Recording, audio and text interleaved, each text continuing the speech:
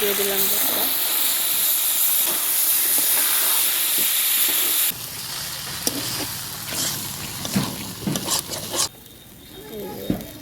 অনেক সুন্দর হয়েছে, ধুয়ে আনিছি। এখন রমজান মাস, তো ছোলা বাটের ভুনাটা লাগে, তো এই কারণে আমি এই যে রান্না করেছি আমার মতো। তো আপনারা যদি মনে করেন তো আমার ভিডিওটা দেখে রান্না করতে পারেন বাজারের ছোলা বাটের মতো। তো এখন এটা প্রেশার কুকারে তুলে দেবো।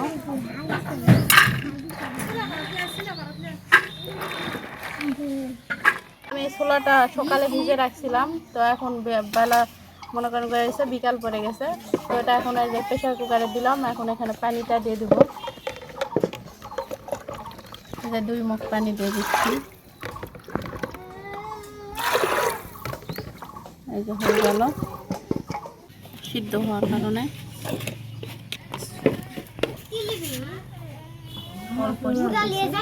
দিয়ে দিচ্ছি। এখন এই যে প্রেশার কুকারে মুখটা লাগালাম, লাগে চুলায় তুলে দিল সিদ্ধ। তো গাইস, আমি দোকানের মতোই রান্না করার চেষ্টা করেছি, এরকম দোকানেও রান্না করে। তো আমার ভিডিওটা যদি ভালো লাগে অবশ্যই লাইক, কমেন্ট, শেয়ার করবেন। তো আমার ভিডিওটা শুরু থেকে শেষ পর্যন্ত দেখবেন। যারা যারা আমার চ্যানেলে নতুন আসছেন তারা অবশ্যই সাবস্ক্রাইবটা করতে ভুলবেন না। তো রোজা রমজানের দিন বুট ছোলাটা অবশ্যই লাগে, তো এই কারণে আমি রান্নাটা করেছি আপনাদের জন্য, শেয়ার করার জন্য।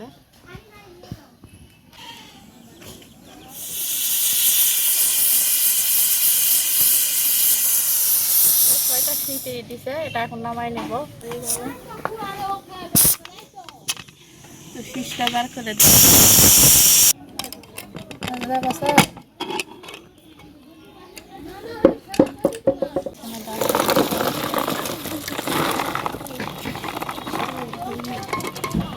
আমার বুট সিদ্ধ হয়ে গেছে, এখন কড়াইটা তুলে দেব।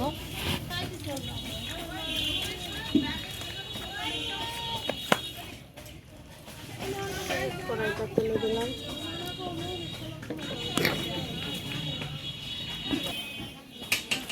এখন কড়াইটা গরম হয়ে গেছে, এখন তেলটা দিয়ে দিলাম। এই যে এখানে মরিচ কেটে রাখছি, পেঁয়াজ, আর এই যে এখানে কয়েকটা রসুনের কোয়া নিয়েছি, এটা এখন তেলে দিয়ে দেব। রসুনটাও দিয়ে দিলাম।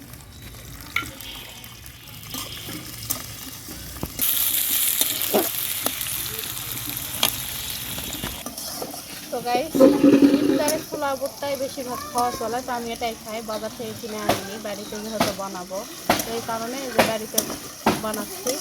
তো বাড়িতে বানিয়ে খাওয়াটাই ভালো, বেটার, মানে বাজারে সব কিছু এখন ভেজালযুক্ত, তো এই কারণে বাড়িতেই আমি সব কিছু বানাই খাই। একটা এলাচ দিছি, সাদা এলাচ, আর দারচিনি, কয়েকটা জিরা দিয়ে দিলাম তেলে। 3টা তেজপাত দিয়ে দিলাম।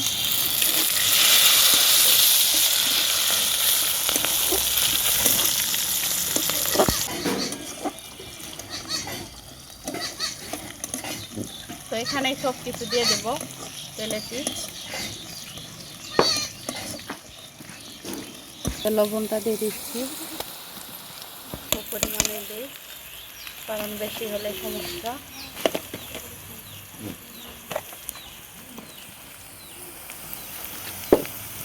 হলুদ গুঁড়োটাও দিয়ে দিলাম।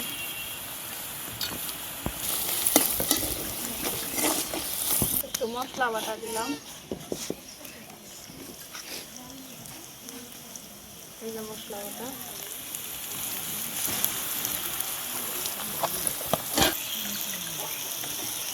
তো এটা ভাজা হয়ে গেল, একটু পানি দেবো, দিয়ে একটু কষাই নেব।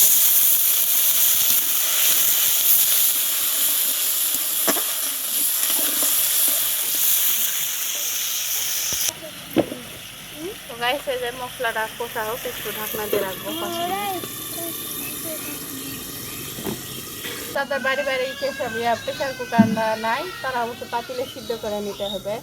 তো আমার বাড়িতে প্রেশার কুকার ছিল না, আমি তো ওটা নিয়ে আমি সিদ্ধ করলাম, মানে সময়টা কম লাগে প্রেশার কুকারে, আর পাতিলে সিদ্ধ করলে বেশি সময় লাগে। তো যাদের নাই তারা পাতিলে সিদ্ধ করবে, তো আমার ছিল ওই যে কোনো কারণে ওখানে সিদ্ধ করলাম। তো বাড়িতে অবশ্যই এইভাবে ট্রাই করবেন, বাড়িতে ছোলা বুটটা রান্না করলে অনেক ভালো লাগে। তো আমি কয়েকটা আলু দিছি এখানে ছোলা বুটে, যে বুটটা হতে ভালো লাগবে খেতে। এই যে কয়েকটা আলু দিছি, আলুটা সিদ্ধ হয়ে গেছে, খুবই সুন্দর হয়ে গেছে। গ্যাসটা হয়ে গেল, এখন এখানে বুটটা ঢেলে দেবো। তেল বাড়াইছে পানিটা মরে, দিয়ে দিলাম বুটটা।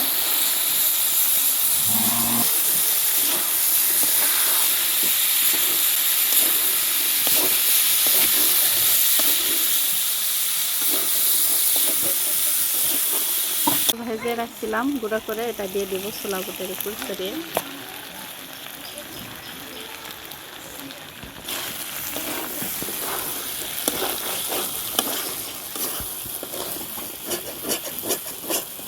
আলুটা দেওয়ার কারণে অনেকটা সুন্দর হয়েছে। বুটের কালারটা এখনো আসেনি, আসবে, যেহেতু কাঁচামরিচ দিয়ে রান্না করেছি। ছোলা বুটে তো কাঁচামরিচই।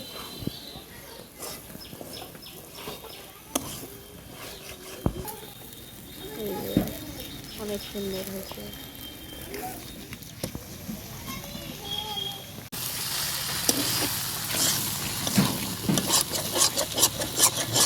এই যে বুট রান্নাটা হয়ে গেছে, একটু তেলের বাড়াইছে। ওই যে দেখেন কোনো পানি নাই, এই যে দেখেন অনেক সুন্দর হয়েছে।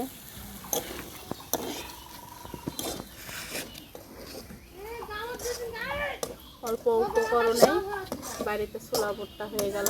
বাজারে কেন এত দাম দিয়ে কিনতে যাব, বাড়িতেই রান্না করে। বুটটা হয়ে গেল, এখন এই যে বাটিতে তুলে নেব। তো গাইস আমার ছোলা বুট হয়ে গেল, এখন এই যে বাটিতে তুলে নেব। দেখেন কি সুন্দর হয়েছে, এই যে দেখেন।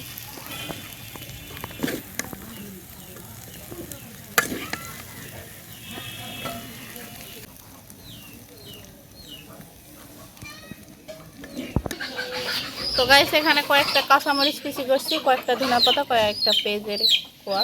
এখন এই যে দিয়ে দিচ্ছি ছেড়ে।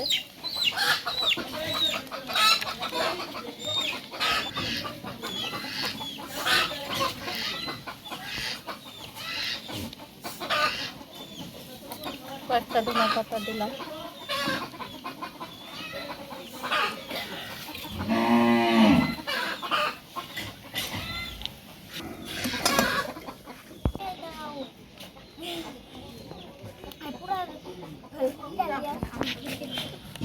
তো গাইস এই যে আমার ছোলা বুটটা হয়ে গেল। তো আজকের ইফতারি ছোলা বুট বুট বুন্দা দিয়ে ইফতারি হবে। তো আপনাদেরও দাওয়াত থাকলে, রমজান মাসে রোজা থাকার কারণে আমরা এই যে ছোলা বুটটা করি। তো গাইস আমার ছোলা বুটটা রান্না ভালো হলে অবশ্যই কমেন্ট করে জানাবেন। তো আজকের ভিডিওটা এই পর্যন্ত, পরবর্তী ভিডিওতে দেখা হচ্ছে। আল্লাহ হাফেজ।